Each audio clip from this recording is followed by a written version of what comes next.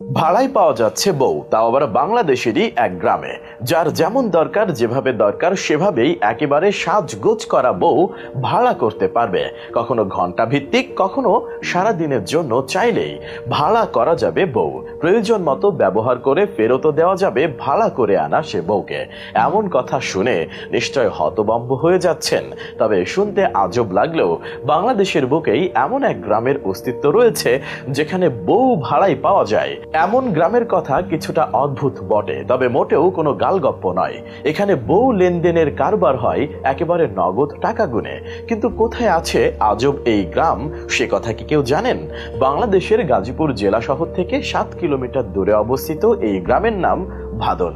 এই গ্রামে গিয়ে যে কেউ বউ ভাড়া করতে পারবেন। ফর্সা, কালো, রোগা, স্বাস্থ্যবতী, লম্বা, খাটো, যার যেমন দরকার সব রকম বউ সরবরাহ করতে প্রস্তুত থাকে এই ভাদন গ্রাম।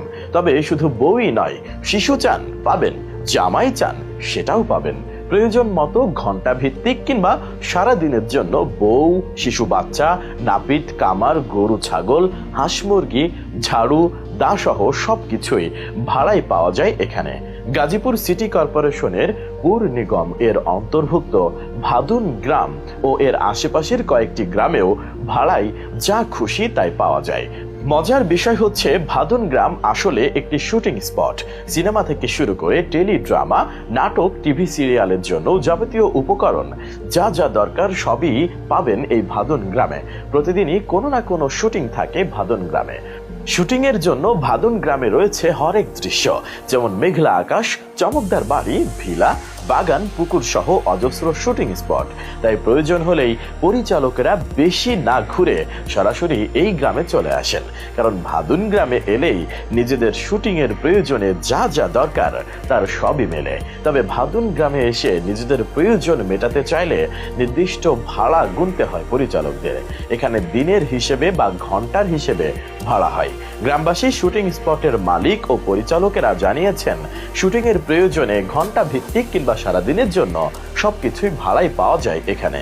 জানা যায়, বহু বছর ধরে নিত্য প্রয়োজনীয় দ্রব্য বা আসবাবপত্র ভাড়া পাওয়ার রীতি চালু আছে এই ভাদুন গ্রামে।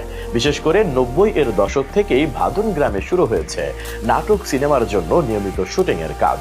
প্রকৃতপক্ষে এই এলাকার মানুষ বিষয়টিকে পেশা হিসেবে বেছে নিয়েছেন। তাই রোজই গ্রামে থাকে ব্যস্ততা। গ্রামের বাসিন্দারাও সদা তৈরি থাকেন, কাজের ডাক আসতে পারে যে কোনো সময়।